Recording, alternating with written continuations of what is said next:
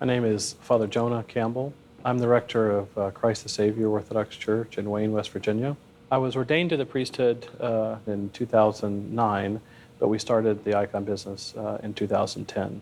Mounted icons refers to the process of taking a printed image and affixing it to a panel. So unlike the way that icons are traditionally produced, they are painted by an iconographer who usually trains for years and learns the art of iconography. The process of creating a mounted icon essentially involves capturing a high-quality image of a hand-painted icon and then producing that on some sort of media, paper or canvas or something of that nature, and then mounting it to a board similar to those that an iconographer would use. Image of the trihypostatic Godhead. Is that a cool name for an icon? I like it. And these are the cherubim, of course, and the seraphim, and the four evangelists from the book of Daniel, I think, right?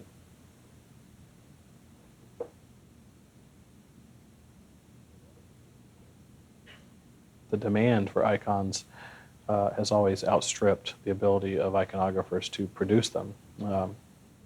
Really, the demand combined with the cost element.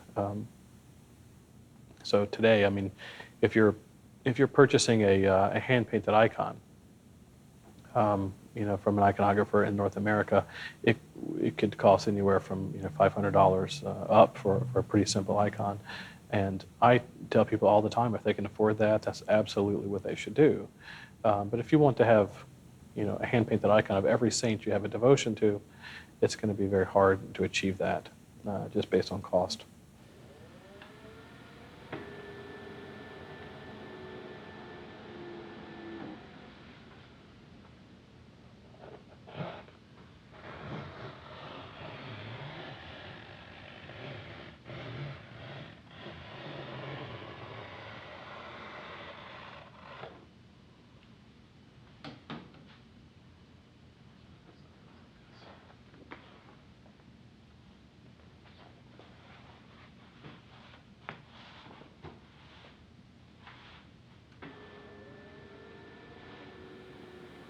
It is true that in some countries, icons are mass-produced in a way that's very cheap. I think of examples of this from Greece and Russia, the quality of which, when I see them, it's kind of shocking and in a way demeaning to the image itself.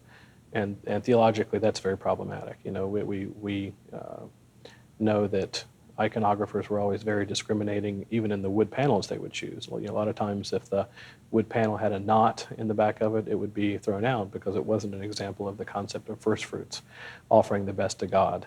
And so in similar fashion, when we see inferior quality materials being used to sort of mass-produce cheap icons, it works for some things, plastic goods sold at Walmart or something.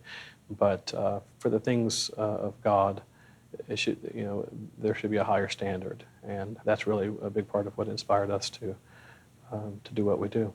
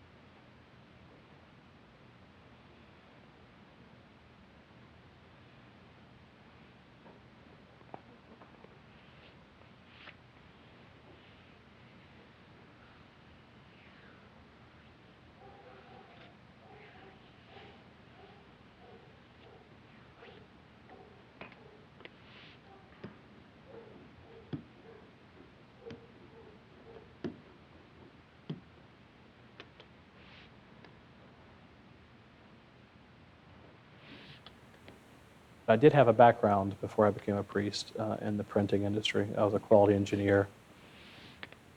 The icons generally on the market did not meet the standards of the larger graphic arts industry.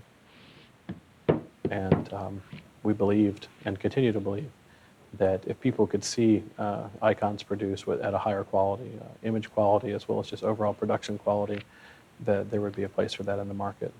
That turned out to be the case.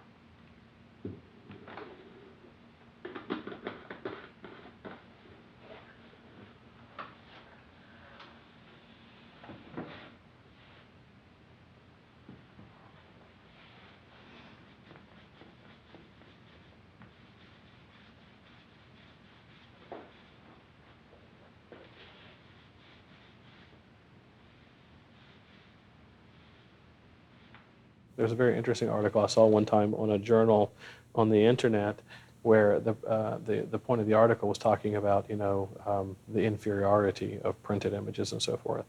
And to make the point, it showed the same image, left and right, like in a little box. On the left-hand side was one image, and on the right-hand side was the other image. The exact same images, and the one on the left was ultra high resolution, and the one on the right was pixelated. And the point was, the one on the left is like, well, this is more like a hand-painted icon, and the one on the right is more like a digital image or a printed icon. And of course, I looked at it and thought, they're both digital. You're just proving the point that it's just a matter of pixels, quality and resolution.